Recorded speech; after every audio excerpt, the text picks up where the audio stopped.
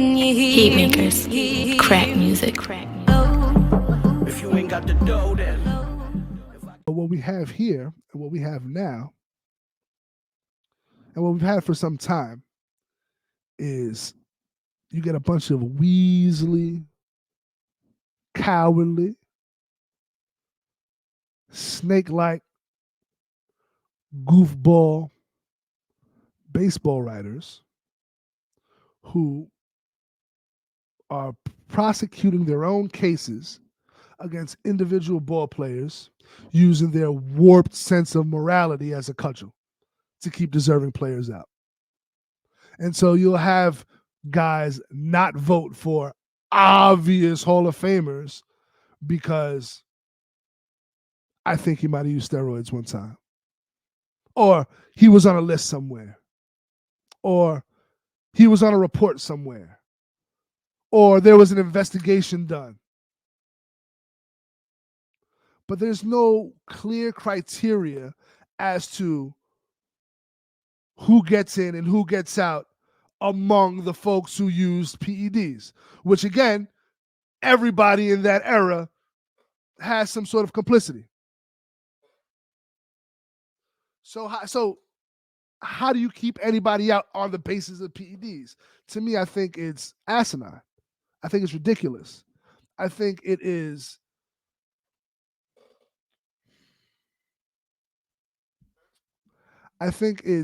selfish. I think it's guys trying to make a name for themselves.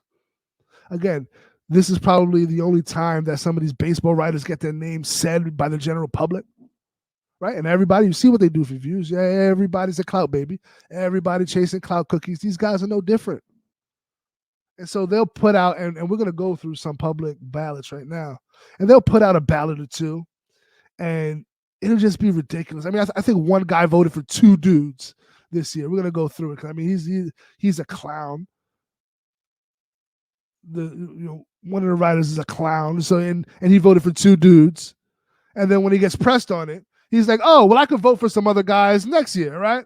As if their numbers are going to change from year to year, right? That's another thing I hate, where you'll have a guy vote for a guy on one ballot, not vote for him the next year, but then vote for him the year after. It's like, what the fuck? What did he hit another 30 home runs in the 2 years that he's been retired, or the 2 years that you didn't vote for him? Like, the numbers never change, bro. But that's what they do. They play God. Again, it's these guys who prosecute their own cases against these individual ball players using their sense of morality, their judgment. Hey, well, I think he used steroids. Hey, well, I voted for this other guy who used steroids, but he was never suspended. This guy was suspended, so I'm not voting for him. Who the fuck are you? Who the fuck are you? But again, that's what these writers do. And they justify it. That's how they justify it. Well, my line is where I draw the line is, and so it's completely arbitrary. It's subjective. It's each voter gets to pick what their specific criteria is for keeping somebody out. And again, we're not talking about borderline cases here. We're talking about, if you look at guys' numbers, they're Hall of Famers. You cannot look me in my face after going to Barry Bonds' baseball reference page and tell me he's not a Hall of Famer. Conversation over. You don't know baseball. So you have to go into the morality of, well, he was juicing. And then I say, well, he never failed the test. So how do you know he was really juicing? Now, look, we know he was juicing, right? We're not stupid. But he never failed the test. Never failed the test. Never got suspended. So what are we doing here? Why are you keeping him out of the half? He's the GOAT. The GOAT got to be in the half. It's not difficult here. GOAT, half. It's not fucking difficult. But then what happens is human nature takes over. So what tends to happen is the guys who were less likable throughout their career, the guys who were less affable, the guys who were less media friendly get screwed. So Barry Bonds, who really didn't fuck with the media, he gets screwed. David Ortiz, who appeared on a list, who failed the test, media darling, gets in first ballot. Forget about it. He's good. It's Big Papi. It's Big Papi. It's Big Papi. Be clear. Big Papi's a Hall of Famer, full stop. I got no issue with him being in there. But Big Papi can't be in no Hall of Fame that A-Rod can't get into. He can't be in the Hall of Fame that Barry Bonds can't get into. I'm sorry. Because even amongst Hall of Famers, it's levels. It's levels. Okay? And Papi will tell you this.